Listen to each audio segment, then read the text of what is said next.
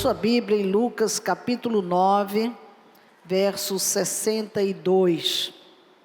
Enquanto isso, diga: construindo uma casa para Deus. Mas Jesus lhe replicou: ninguém que, tendo posto a mão no arado, olha para trás, não é apto para o reino de Deus. O que Deus quer de nós? O Senhor, Ele quer dedicação total, Ele quer compromisso integral. Às vezes nós temos o hábito de querer servir a Deus meia boca, quando der, quando a ocasião for oportuna, quando estiver bem, quando eu não estou mal, eu não quero que ninguém me veja. Não, Deus, Ele quer uma dedicação total, tanto bom ou tanto ruim, Ele quer você, Ele quer a gente perto dEle. E nós não podemos, irmãos, escolher o momento que nós queremos estar com Deus, ou escolher algumas coisas de Deus para a nossa vida. Nós somos extremamente seletivos nisso. Às vezes Jesus, Ele quer nos ensinar alguma coisa através da cruz, através da dor, mas nós não queremos, nós queremos a coroa. Às vezes o ensino vem através de um juízo, mas nós queremos a misericórdia, nós queremos sempre o lado bom da história, mas quando o Senhor quer tratar, corrigir alguma área da nossa vida, há uma resistência, e fala com uma certa raiva, até estou no deserto, né? Como se Deus estivesse punindo a nossa vida por estar passando por alguma dificuldade. Esse problema é natural do ser humano, que só quer as benesses, só quer a coisa boa, só quer a coroa, e ninguém quer a cruz. Ninguém quer o sofrimento, ninguém quer a dor, ninguém quer renúncia, ninguém quer abandonar o que tem, isso é fato, né? Por quê? Porque não quer perder. E não lembra que estão abrindo mão de algo por uma causa muito maior, por algo muito melhor que o Senhor tem para nós. Talvez porque o que tem na sua mão lhe dê segurança.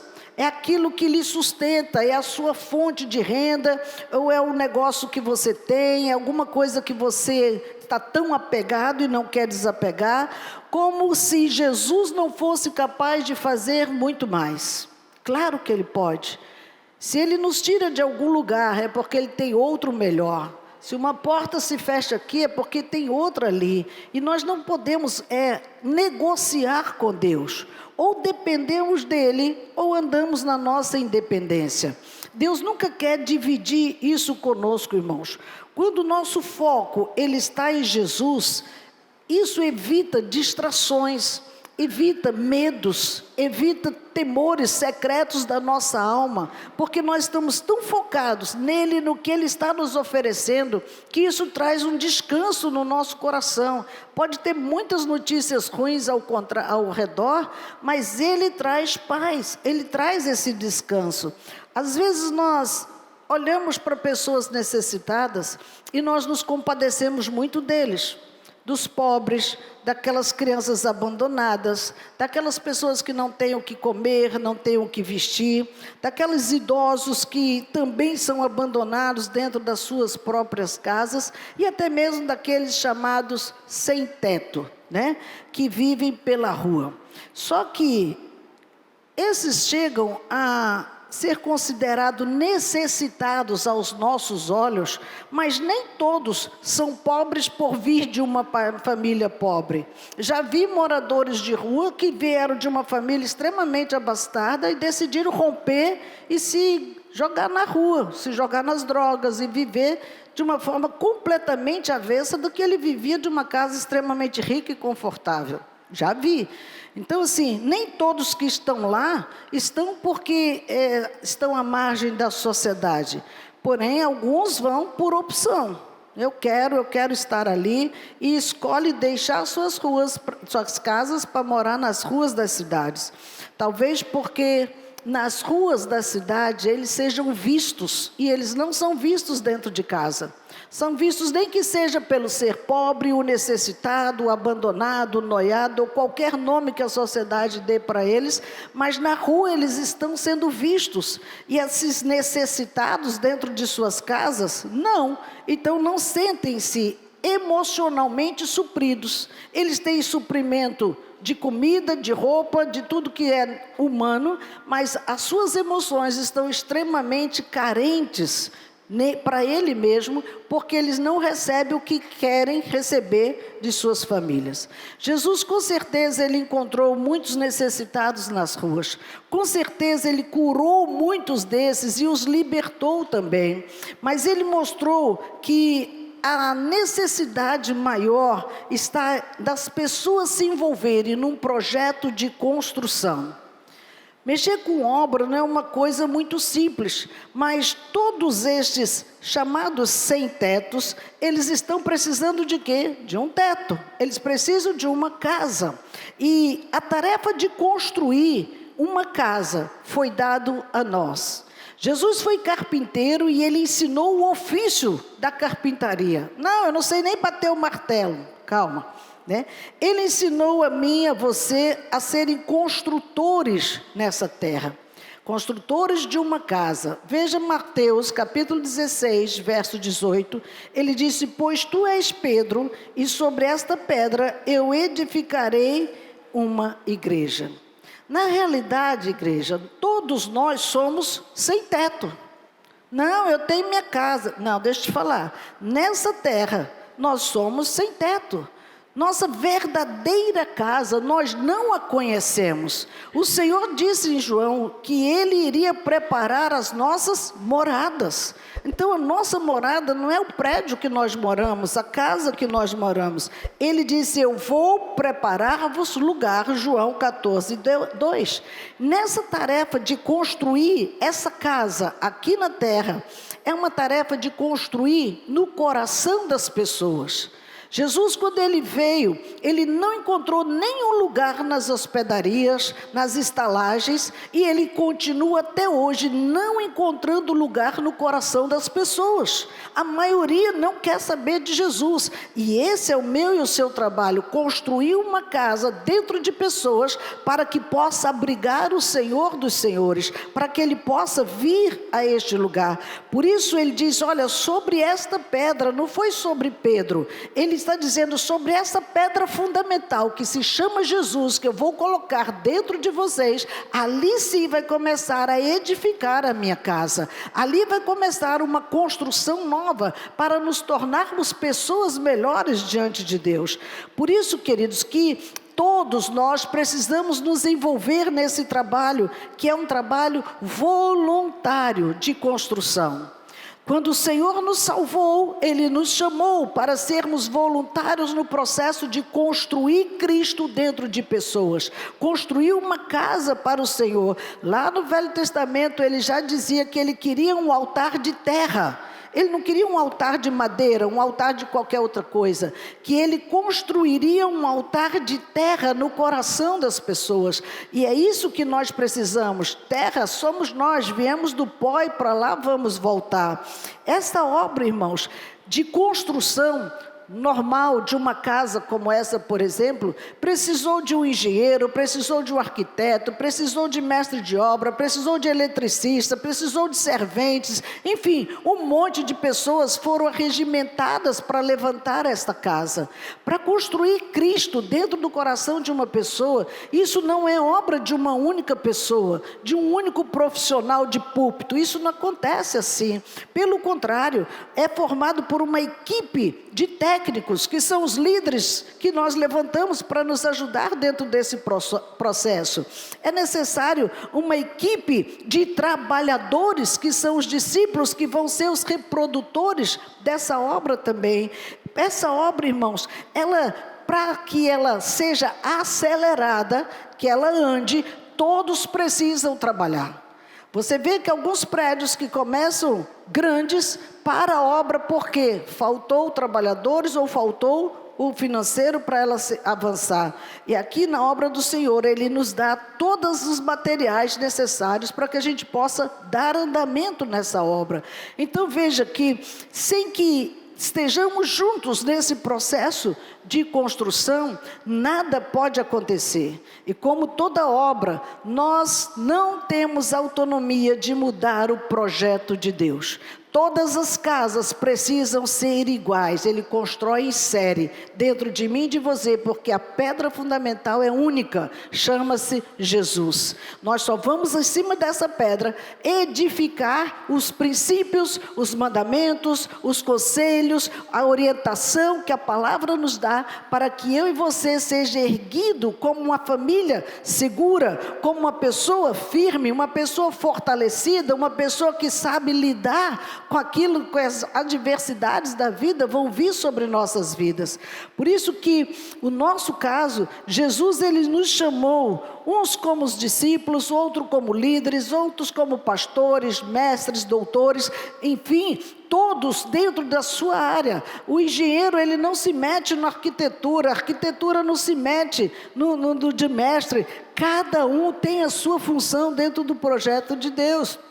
E precisamos entender esse processo. Se estamos numa expansão, nós precisamos expandir o nosso conhecimento. Se sou só discípula, desculpa, eu preciso expandir meu conhecimento de discípulo para que o meu trabalho seja acelerado. Se eu sou líder, eu preciso crescer como líder, porque eu tenho uma obra a ser executada para treinar os discípulos, para eles crescerem mais rápidos e a obra não for travada. Se somos qualquer outra categoria que foi dada a nível de organização, não é por ser maior ou menor, tem maior responsabilidade, porque precisa se capacitar para estar naquela posição, para poder entregar mais, cuidar mais, zelar mais das pessoas. Temos aí agora esse desafio, supervisores, coordenadores, líderes de coordenação, enfim, cada um desses, não é um título, é uma missão que Deus está lhe dando e que você tem que se preparar e muito, para você poder dar o que você está recebendo de Deus para as pessoas e a obra de Deus não parar. Ficar parado esperando que daqui saia alguma coisa, eu faço a minha parte, mas cada um de nós vamos ser cobrados dentro daquilo que o Senhor nos deu. Então, o seu crescimento depende exclusivamente de você.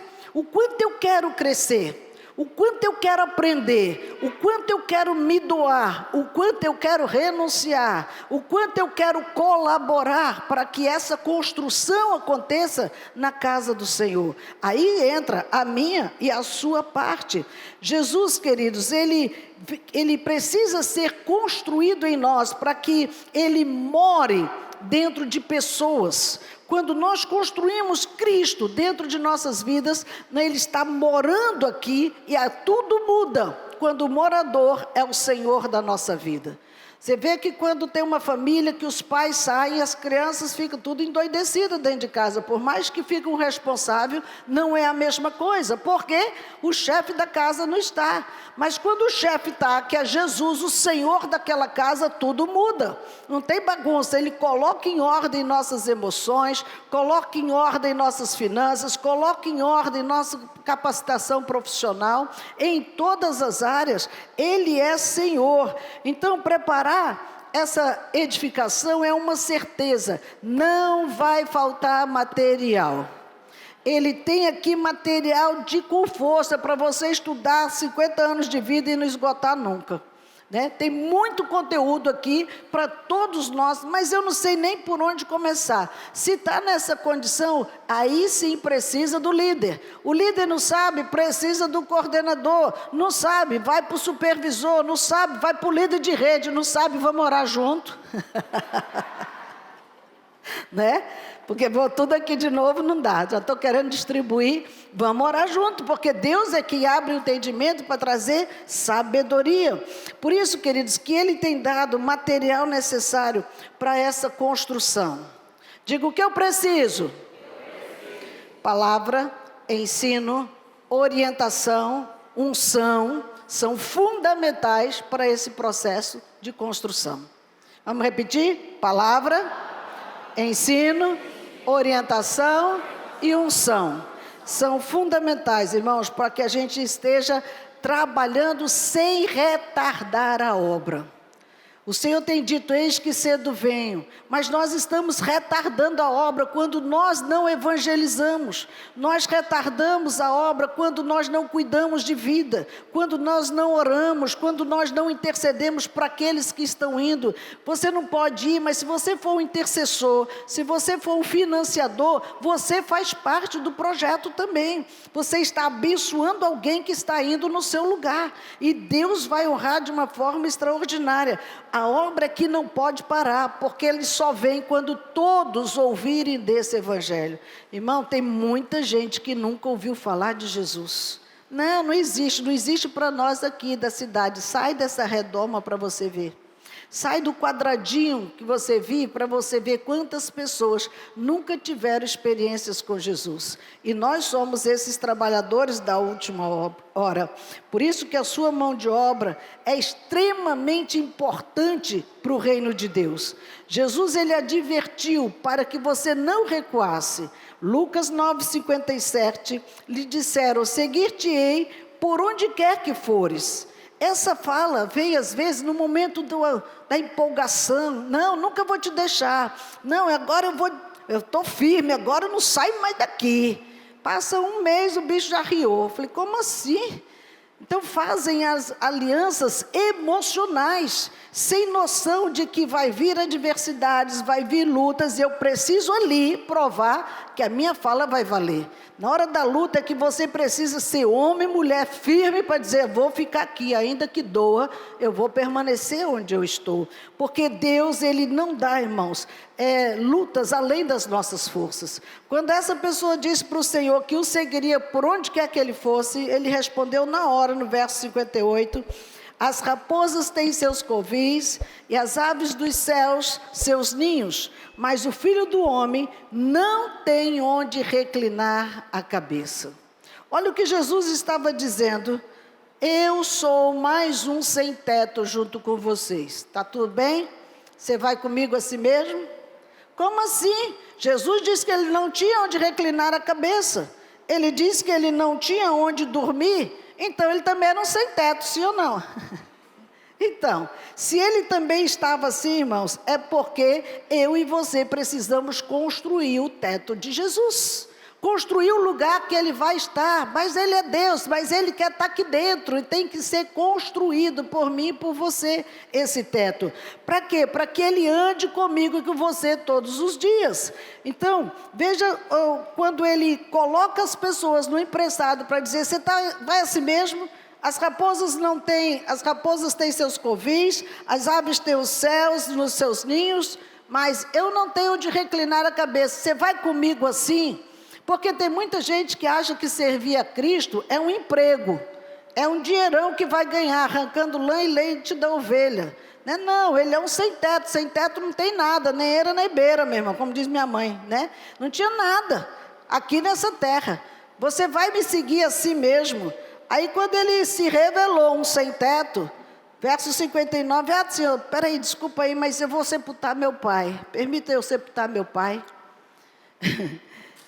Permita eu me despedir daqueles que estão lá em casa. A Bíblia não diz se esse pai estava doente, se esse pai já estava morto. Qual era a situação do pai? Será que ele ia esperar os anos de vida do pai para depois servir a Jesus? Né? Não tem essa denominação aqui de que ele já estava morto, moribundo, porque Jesus jamais vai dar um comando para contrariar o princípio familiar, irmãos, jamais. Então era um argumento para esperar depois da morte do meu pai, depois disso acontecer, se tu me der isso, aí eu vou. Não tem gente que negocia assim? Se tu me der tal coisa, eu vou te servir. Se tal coisa acontecer, não, irmãos, com Deus não tem esse negócio não. Ele disse para aquelas pessoas que se encheram de argumentos para ele, para despedir seus parentes e de seu pai, ficou claro para aquelas pessoas que ele era um sem teto, mas ele queria um coração que estivesse apto para recebê-lo. Eu quero. Aqui está meu coração, aqui está o lugar da tua morada, vem caminhar comigo, porque caminhar nesse mundo sem Deus é loucura. É a maior loucura de uma pessoa hoje caminhar nesse mundo sem Deus. Eu caminho. E a tua vida é boa? A tua vida é tranquila? Tem paz no seu coração? Quantas noites você está sem dormir? Quantos remédios para dormir, pressão alta você toma? Tem muitas coisas para considerar. E isso para mim já não é um sinal de coisa boa, coisa nenhuma. Isso quer dizer, irmãos, que nós precisamos segui-lo e não buscar o nosso próprio interesse. Buscar a Deus, irmãos, e não buscar posição, não buscar famas, não buscar algo que seja para causa própria. Eu vou fazer isso porque eu estou pelejando pela minha causa própria. E essas causas próprias muitas vezes vêm banhada de corrupção, vem banhada de engano. É uma troca absurda de Deus por posições hoje no nosso país inteiro, de ponta a ponta. Por isso que o que o Senhor quer, qual é a causa? É construir no coração do homem, fazer deste lugar o lugar favorito de Deus, colocá-lo como preferência máxima na nossa vida, onde Ele seja de fato o Senhor da nossa história. Então, se nós somos assim, negociamos, se nós estamos distraídos, precisamos voltar para manter-nos firmes na presença do Senhor. Por isso que o comando é: não desista. Não abra mão, não olhe atrás. Os projetos, irmãos, são de Deus para a mudança de um povo, de uma sociedade, de uma nação. Nós estamos numa guerra para mudar nosso país. Nós estamos numa guerra para mudar nossa cidade. Nós estamos numa guerra para mudar as famílias da casa do Senhor, que estão vivendo ainda como se estivesse no mundo, com tantos tumultos e problemas dentro das suas casas. Quantos pedidos caem aqui na nossa caixinha de oração e a maioria é familiar. A maioria, vou separar, não aguento mais essa mulher, não aguento mais esse homem. E como assim? E a aliança? A nossa nação precisa de Jesus. Nossa cidade precisa de Jesus. Nossa casa precisa de Jesus. Qual é a casa que não precisa de Jesus, irmãos? Então, o que Ele quer? Volte para o propósito. Volte para a minha presença. Volte ao projeto que eu coloquei nas tuas mãos para você desenvolver. Não, mas eu estou fazendo. Como? Como? Está dando certo? Os resultados. O tempo que nós estamos vivendo, igreja, é tempo de saco e cinza. Ou seja, de jejum, de oração e de clamor. Deus quer dar ao Brasil uma segunda chance, mas precisa começar na igreja de Jesus. Tudo começa aqui, irmãos. O povo de Israel, quando ele se afastava de Deus, peia. Quando se afastava de Deus, as nações se levantavam contra eles e perdiam as guerras. Quando eles já estavam famintos, empobrecidos, sem saber o que fazer, clamavam ao Senhor e aí vinha socorro. Nós já estamos quase nesse ponto e precisamos clamar ao Senhor, porque o nível de empobrecimento da nossa nação está muito alto. O cinturão de miséria que há nessa cidade é muito alto. A pobreza chegou em muitas casas e nós não podemos ser egoístas de querer encher nossos bolsos quando nós não estamos abençoando outras pessoas. As pessoas generosas que existem são as mais ricas, sabia disso? Esses que só acumulam riquezas para si, irmãos, eles perdem de repente, porque essa não é proposta de Deus de enriquecer pessoas, é para que elas aprendam a abençoar a outras pessoas. Desde o Velho Testamento você vê Deus falando sobre o abençoar o pobre, o necessitado, a viúva e o estrangeiro, lembrando que um dia foi estrangeiro na terra estranha. Então, essa lembrança precisa vir na nossa mente. Aquilo que você tem que você não usa, um sapato, uma sandália, uma meia, uma calça, seja lá o que for, em bom estado, porque a maioria quer dar os rasgados, quer dar o que não presta mais. Não, joga fora, não presta para ti, não presta para ninguém. Pega o que presta e doa para quem precisa se vestir. Nós precisamos olhar para essas áreas, irmãos, que elas são extremamente importantes e não permitir que os nossos pecados afastem-nos de Deus e das pessoas. Ficando orgulhoso, arrogante, soberbo, permitindo que as coisas comecem a andar completamente distorcidas do propósito do plano de construção de Cristo. Qual foi o papel do Senhor? Ele amou pessoas. Ele amou pessoas, não importava qual era a categoria, qual era a classe, o que eles viviam, não. Ele amou. Então a nossa proposta, feita por Jesus, é para sarar as lepras do pecado. Antigamente, irmãos, a lepra era como o câncer hoje. Falar que tem câncer hoje, o mundo se acabou, a pessoa já morreu na hora que soube. Naquela época era a lepra. Tinha muitos leprosos e era como se eles já não tivessem mais nenhuma expectativa de vida e de cura. Por isso a Bíblia cita muito a lepra. Nós precisamos sarar a lepra da nossa sociedade, da imoralidade que existe tão forte no nosso país, da ganância, que é uma corrida desenfreada, doida, aí que está ficando insana, porque as pessoas estão perecendo e não têm coragem de pedir ajuda. Estão morrendo, mas não tem coragem de pedir ajuda. Às vezes está do nosso lado, está do seu lado aí, que você não está percebendo que tem alguém clamando e gemendo da sua alma. Pessoas extremamente aflitas e angustiadas, que mantêm a pose para não dar bobe que não está bem. Não, irmãos, precisamos ser uma família para pertencer. Meu irmão, ore por mim. Nem lhe conheço, mas você está aqui, é casa do Senhor, você é dessa casa, então ore pela minha vida. Você não precisa abrir teu coração não, mas peça socorro, peça ajuda, procure seus líderes. Tem muitos líderes na igreja que podem abençoar a vida dos irmãos, para que não vivam nesse nível de desgaste alto, irmãos. Esse é o nosso verdadeiro chamado, construir Deus na vida das pessoas. E às vezes nós não queremos construir nem na nossa e nem na de ninguém. Então qual é a razão do nosso chamado? Isso acontece que nós fugimos, como Jonas, do chamado de Deus. Fugir do chamado de Deus é ir parar na boca do peixe, diga misericórdia. Foi o que aconteceu com aquele moço. Deus tinha uma proposta para a vida dele. Vai lá, porque eu tenho uma cidade inteira para conquistar. Quando a gente fala, quem quer ganhar a cidade? É eu. Vamos pregar para a cidade. Tá. Então quando o Senhor diz, vai lá, você sozinho, e prega para aquela cidade. Não, mas sozinho não, quem vai comigo? Você e Deus, querido. O chamado é teu.